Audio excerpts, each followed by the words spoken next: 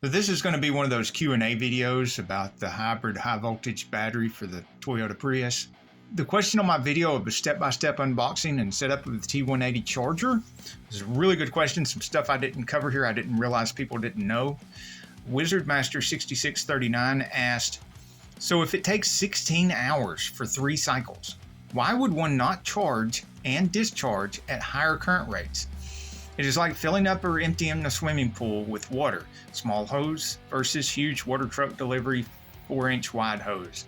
The charger has the ability to go up, he's talking about the T180 that I'm using, charger has the ability to go up to 10 amp change and 5 amp discharge.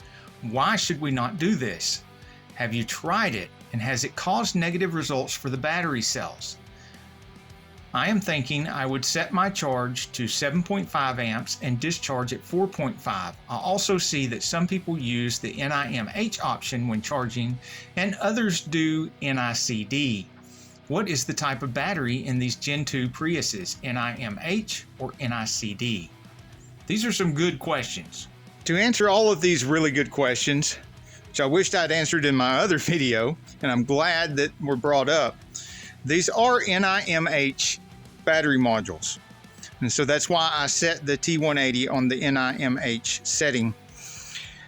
As far as me using 2 amps and 3 amps instead of 5 amps and 10 amps, that's because with 5 amps and 10 amps, actually anywhere above 2 amps and 3 amps, you get more and more danger of creating more and more heat in each module and each cell, and you create more swelling in those cells and modules. Yes, I do keep the swelling down to a minimum by having these compressed while I'm cycling the modules, but that only does so much. And I also have the extra fan.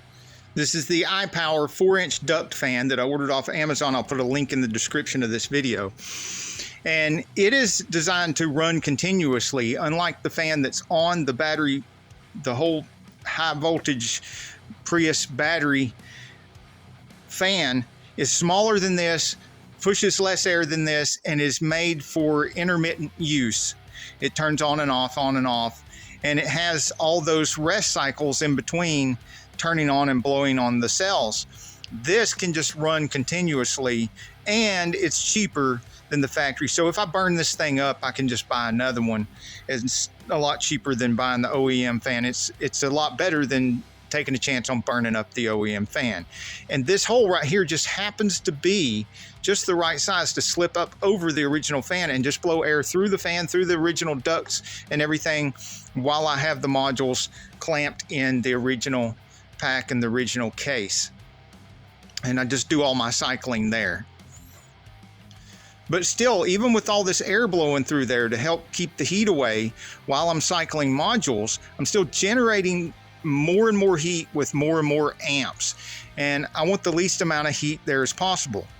Then there's the time factor.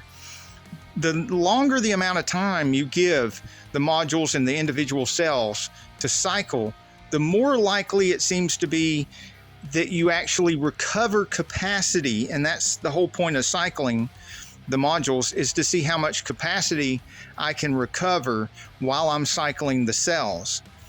And if I can't recover capacity, and I'll know I never recover the same amount of capacity that the module had when it was brand new, but somewhere between whatever the capacity is now and new capacity, I'm trying to get, as close to that new capacity as I possibly can by cycling. And it seems that cycling longer with lower amperages recovers more capacity. And in my videos where I'm doing the cycle, I usually show the data that I record while I'm doing my cycles so that we can see just how much capacity I have recovered on the discharge side. I hope that answers your questions.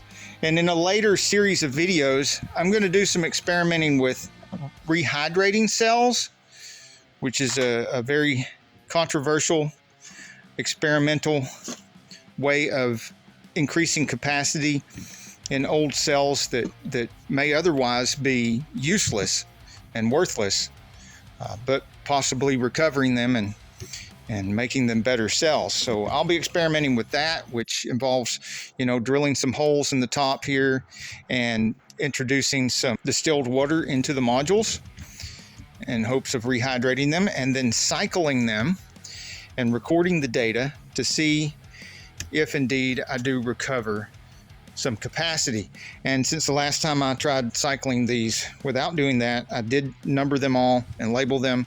I do have the data on these cells from before doing anything like that. So when I get around to hydrating these cells, I'll be able to get some new data on how they respond to cycling after being rehydrated, and we can compare the data. If you've been doing experiments with hydrating or cycling of cells, and please comment below and let me know your results, what you found out, and let the rest of the audience know what kind of results you've been getting from cycling and hydrating cells, or just cycling the cells, charging, replacing cells, that sort of thing. I've had great luck with replacing modules in battery packs, and by using the Dr. Prius app before and after my replacement of modules.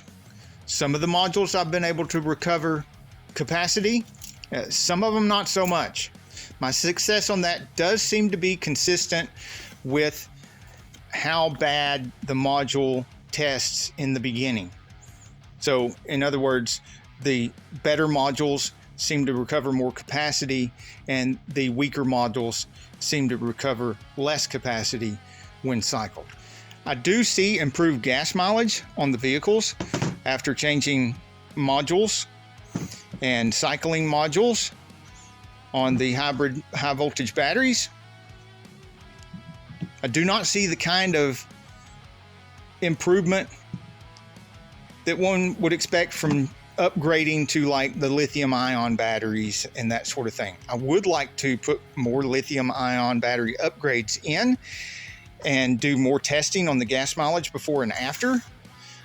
But then I would need a sponsor that provides lithium ion battery upgrades for that. And as far as I know right now, there's only one manufacturer that's manufacturing those lithium ion batteries, and they haven't offered to sponsor my channel or any of my videos yet. So we'll see if we can arrange something like that in the future. One last word of caution. The T180, when you click my link, you'll notice the first thing they say is that these are not manufactured for doing hybrid batteries. It's a little vague when it says that. I don't know if they would void the warranty on this if they found out that I've been charging hybrid modules with it successfully, which I have been successful at cycling modules and stuff with it, despite the fact that it's not actually made for this. But I suspect they may have had some complaints from somebody that was trying to charge an entire battery pack full of these with one of these, which that seems to be would be terrible for the Tenergy T180, and I would never try to do that. I only use these on one single module at a time, and like I said, I have these compressed in a pack when I'm doing it, but I only hook one charger to one module. I don't even hook one charger to two modules at the same time. I do one charger per one module at a time. Still, I cannot guarantee that Tenergy recommends that, because they don't. They say that they don't recommend using this on hybrid batteries. All these things I'm doing with hybrid batteries are just experimental. I do not suggest you do any of this stuff. I don't suggest you do anything I do in my videos. Don't do anything I do in my videos. Don't even do anything I talk about in my videos. Just watch the videos, see what happens to me, and let me do the getting burnt, bruised, and bleeding and ruin my stuff on the videos so you don't have to. Please remember to like, subscribe, comment. Put your questions down below. Until next week, get off the couch, get dirty.